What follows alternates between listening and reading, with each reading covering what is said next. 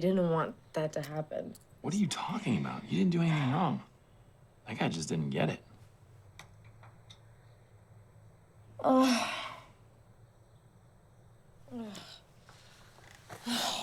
Hey. Hey, you all right? Is there something else going on? Then don't be so hard on yourself. Thank you.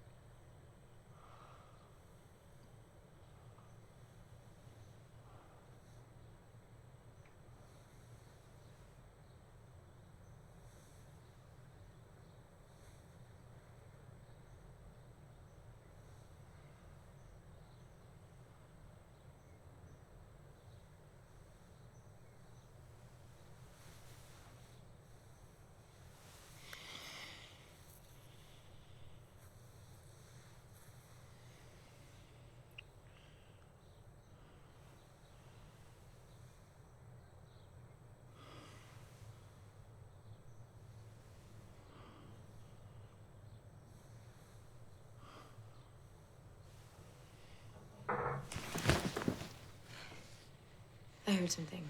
Did you hear something? I think someone's outside.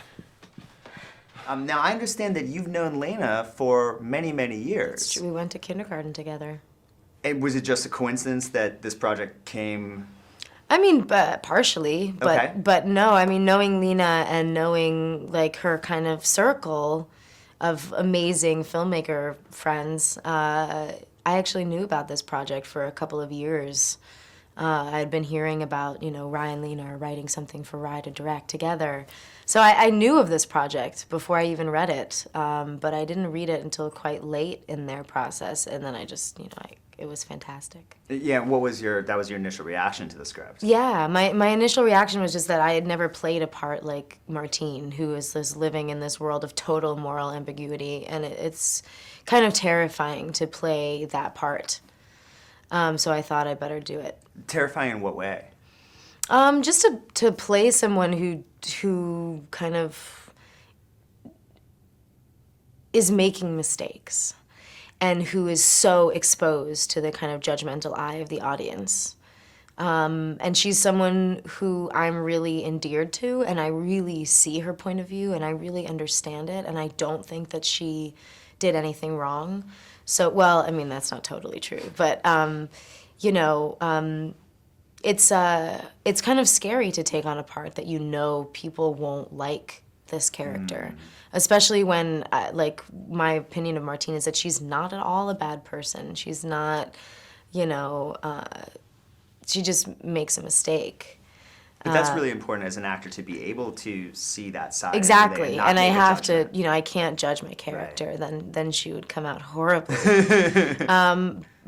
But yeah, I mean, it's this film lives in a very morally ambiguous territory where you see people and you see them kind of acting on impulses that maybe everybody has, but nobody should act on. Right. And I think it's a kind of a courageous stance to take as a filmmaker, and so I thought it would be a great thing to be involved in. Yeah. Could you talk a little bit about your character's relationship to Peter's family, and then what sort of happens, that relationship with Peter? And absolutely. Well, her relationship to Peter's family is that her kind of mentor, in the art world, is friends with Rosemary DeWitt's character, Julie.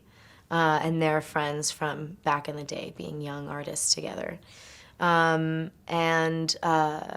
Through that connection, Julie's husband, played by John Krasinski, the character is Peter, who is a sound engineer in Los Angeles, has offered to help Martine to finish this sound on her kind of experimental short film piece.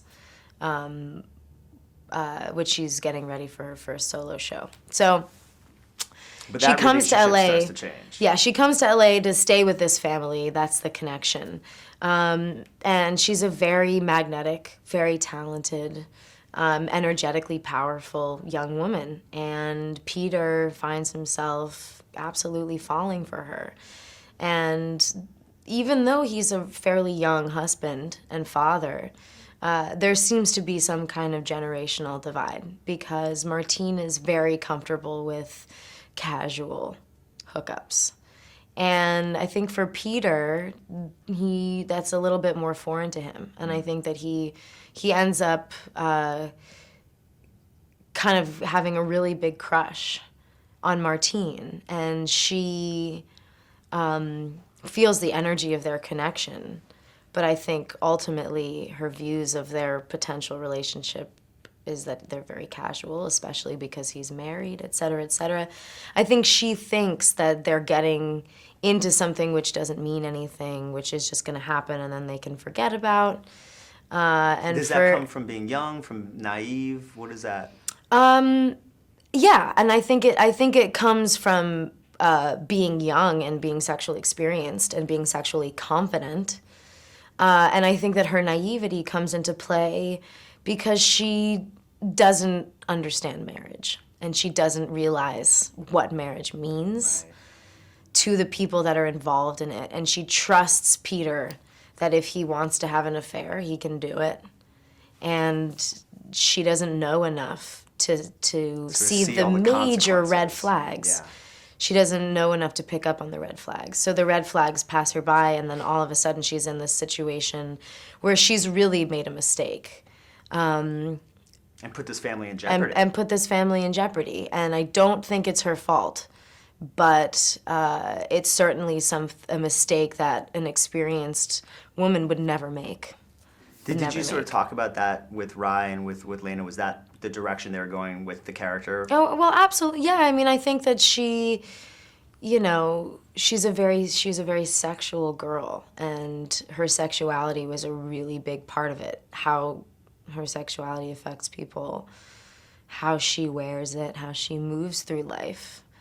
And there is no sexual shame in this movie, which I think is what's refreshing about it.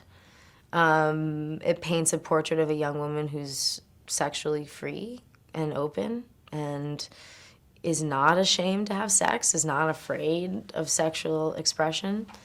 And I really appreciate that. And I don't actually think that the film judges Martine for being sexual. You want to talk about your little crush on our house guest? What are you talking about? I understand she's attractive. I'm attracted to her. Just don't embarrass me. Sometimes there's a person who you know looks right. Marriage is complicated. I want to be alone with you. And when they walk, that walk makes ladies turn to their window and admire. This has gone too far. You betrayed me. Dude, you're married! I see you with the accurate eyes of the sun. You will never have anything or anyone you want. Least of all, me.